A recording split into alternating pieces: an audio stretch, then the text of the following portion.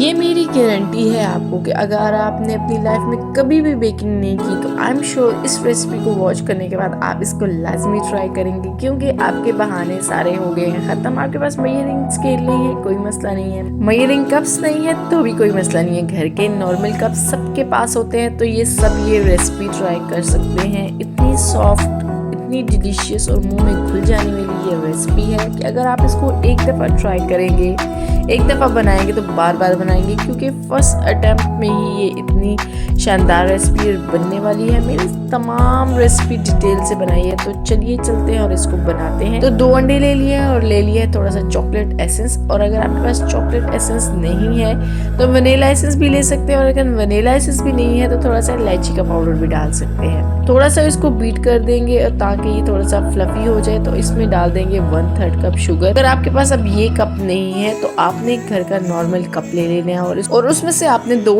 या 3 टेबलस्पून निकाल देंगे तो 1/3 कप बच जाएगा, तो वो आपने ऐड कर देना है। स्लोली आपने मिक्स करना है। और अगर आपके पास बीटर भी नहीं है तो कोई इशू नहीं है, आप इसको जो जूसर होता है उसमें भी बना सकते हैं, ग्राइंडर जार में भी इसको बना सकते हैं। इसको अच्छे तरीके से मिक्स करने के बाद इस तरीके से फोम क्रिएट हो जाएगा। अब आपने ड्राई ले लेना है। इसमें मैंने ले लिया है 1/2 कप, इसमें मैंने ले लिया है मैदा, और 1 टेबलस्पून इसमें ले लिया है बेकिंग पाउडर, 1/2 टीस्पून मैंने इसमें ले लिया है बेकिंग सोडा, और अब मैं शामिल करूँगी 2 चम्मच इसमें कोको पाउडर की। तो ये मैंने डिफरेंट कलर्स के लिए हैं, थोड़ा एक डार्क कोको पाउडर था और एक थोड़ा सा लाइट था, तो उनके कॉम्बिनेशन से मैंने ले लिया है। तो आपने भी घर के जो नॉर्मल चम्मच होती हैं वो 2 चम्मच भर के डाल देने हैं। फिर थोड़ा सा आपने नमक शामिल कर देना है चीनी के टेस्ट को बैलेंस करने के लिए। तो अब इसको आपने स्लोली जेंटली मिक्स करना है और 2 चम्मच भर के आपने इसमें दूध के शामिल कर देने हैं।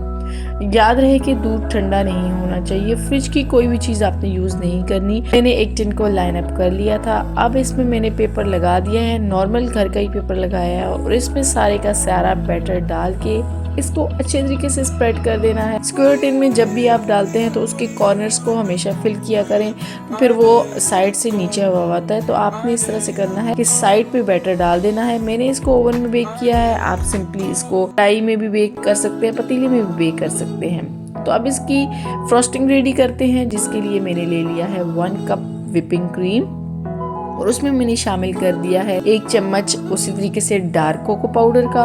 उसको पहले अच्छे तरीके से मिक्स कर देना है। उसको मिक्स करने के बाद फिर मैंने ले लिया है 1 टेबलस्पून लाइट कोको पाउडर का। तो इनके टेस्ट में भी फ़र्क होता है, तो इस दोनों के कॉम्बिनेशन से बहुत अच्छा इसका टेस्ट हो जाता है। तो बस आपने इसको कर लेना है बीट।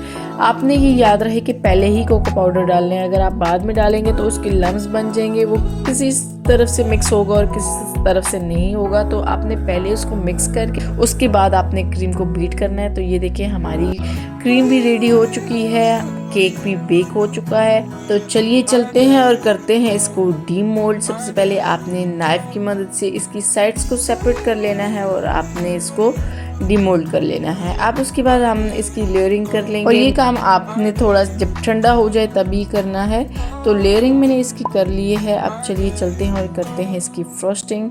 सिंपली आपने वो जो क्रीम रेडी की थी, चॉकलेट क्रीम रेडी की थी, तो वो आपने इसको स्प्रेड कर लेना है। इवनली स्प्रेड करेंगे और बहुत मोटी लेयर आपने नहीं लगानी। थोड़ी सी क्रीम लेके उसको आपने स्प्रेड कर लेना है। और आप अगर चॉकलेट सॉस डालना चाहें वो डाल सकते हैं, चॉकलेट चिप्स डालना चाहें वो डाल सकते हैं। इसी तरीके से सेकेंड लेयर लेके और फिर आपने उसको सोक करना चाहें तो कर सकते हैं। मैं थोड़ा थोड़ा सोक कर रही हूँ। सिंपली शुगर सिरप के साथ पानी और चीनी है, उसके मिक्सचर से जो शुगर सिरप बनता है उसी से मैं सोक कर रही हूँ, और वही क्रीम थोड़ी सी मैंने फिर इवनली स्प्रेड कर ली है। फिर मैंने चॉकलेट चिप्स डाले और इसी तरीके से जो थर्ड लेयर थी वो भी मैंने असेंबल कर दी है। और इसको भी अब थोड़ा सा सोक करने के बाद बस आपने इसको फाइनल इसकी आइसिंग कर देनी है। देखिए लाइफ में कोई भी काम है वो उसी वक्त तक मुश्किल लगता है जब तक कि आप उसको करते नहीं हैं। जब आप उसको एक दफ़ा कर लेते हैं, वो आपकी प्रैक्टिस में आ जाता है, तो फिर वो आपको मुश्किल नहीं लगता। बाएं हाथ का गेम होता है, और इस रेसिपी को तो बच्चे भी ट्राई कर सकते हैं। इतनी सिंपल रेसिपी है, आप आपको अब कोई भी कन्फ्यूजन आई एम श्योर कि नहीं रही होगी। फिर भी अगर आपको कोई कन्फ्यूजन है, कोई क्वेश्चंस हो, तो आप मुझे कमेंट सेक्शन में पूछ सकते हैं, मैं आपको रिप्लाई कर दूंगी। और आपको कोई आपके पास इंग्रेडिएंट नहीं है तो उसको अल्टरनेट भी मैं आपको बता दूंगी। तो सिंपली इसको मैंने आइसिंग कर ली है और साइड से मैंने इसको कट कर लिया था थोड़ी नीट लुक लाने के लिए। और ये चॉकलेट को मैंने माइक्रोवेव कर लिया था। थोड़ी सी चॉकलेट में मैंने थोड़ा सा दूध डाल दिया था ताकि वो थोड़ा लिक्विड में आ जाए। तो बस सिंपली मैंने इसका इस तरीके से डिज़ाइनिंग कर लिया है। और अब इसको कट करते हैं। मैं थोड़ी बड़ी काट रही हूँ क्योंकि कस्टमर ने बोला था कि आपने थोड़े बड़े बड़े पीसेस करने हैं, तो इसलिए मैं इसको ना बड़े पीसेस में कट कर रही हूँ। और सिंपली अब मैंने इसको कट कर लिया और इसको बस आप किसी तरीके से भी डेकोरेट कर सकते हैं। और अगर ना भी करें तो ये इतनी खूबसूरत लग रही है कि आप वैसे ही इसको सर्व कर सकते हैं।